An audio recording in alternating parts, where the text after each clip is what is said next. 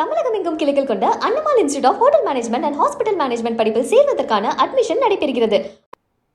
பல்வேறு கோரிக்கைகளை வலியுறுத்தி கன்னியாகுமரி மாவட்டம் தேங்காய்பட்டினம் மீன்பிடி துறைமுகம் முன் தமிழக வெற்றிக் கழகத்தினர் போராட்டத்தில் ஈடுபட்டனர்.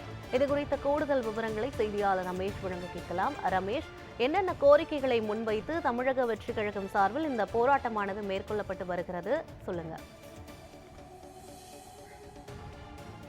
யுவராணி, தற்பொழுது மத்திய அரசானது மீன்வள மசோதா 2025 கொண்டு வந்திருக்கும் நிலையில் இந்த மசோதாவை ரத்து செய்ய கேட்டும், அதே போன்று சென்னை, எண்ணூர், கன்னியாகுமரி ஆழ்கடல் என 4 இடங்களில் ஹைட்ரோ கார்பன் திட்டத்திற்கு மத்திய அரசு அனுமதி வாங்கியிருப்பதை உடனே ரத்து செய்ய கேட்டும் என பல்வேறு கோரிக்கைகளை வலியுறுத்தி கன்னியாகுமரி மாவட்டம் தேங்காய்பட்டினம் மீன்பிடி துறைமுகம் முன் தமிழக வெற்றிக் கழகத்தினர் தற்பொழுது போராட்டம் என்பது நடத்தி வருகின்றனர். ஏற்கனவே போராட்டத்திற்கு அனுமதி என்பது கேட்கப்பட்ட நிலையில் காவல்துறையினர் அனுமதி மறுக்கப்பட்டதாகவும் ஒரு குற்றச்சாட்டை என்பது முன்வைக்கின்றனர். அது மட்டுமின்றி தற்பொழுது போராட்டம் நடைபெற்றுக் கொண்டிருக்கும் பொழுது திடீரென மின்சாரத்தை துண்டிக்கப்படுவதாகவும் அவர்களது குற்றச்சாட்டை முன்வைத்து இந்த போராட்டத்தில் ஈடுபட்டுக் கொண்டிருக்கின்றனர்.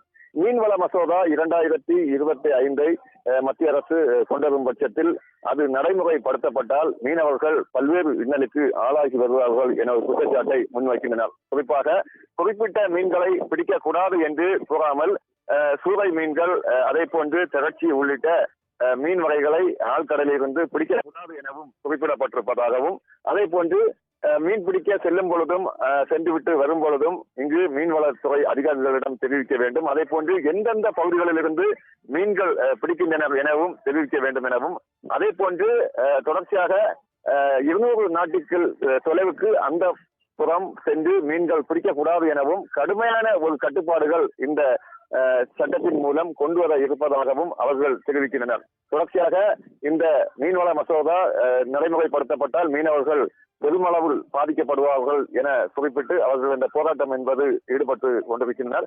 திரளான தொண்டர்கள் இந்த போராட்டத்தில் ஈடுபட்டிருக்கின்றனர். மீனவர்களும் ஈடுபட்டு இந்த சட்டத்தை உடனே ரத்து செய்ய வேண்டும். அதே போன்று ஹைட்ரோ கார்பன் திட்டத்திற்கு அனுமதி வழங்கியதை அவர்கள் திரும்ப பெற வேண்டும் எனவும் கோரிக்கை விடுத்து இந்த போராட்டத்தை நடத்தி வருகின்றனர். யுவராணி, பல்வேறு கோரிக்கைகளை வலியுறுத்தி கன்னியாகுமரி மாவட்டத்தில் தாவைக்கவினர் போராட்டம் மேற்கொண்டு வருகின்றனர். இது குறித்தான விவரங்களை வழங்கியமைக்க நன்றி ரமேஷ்குமார்.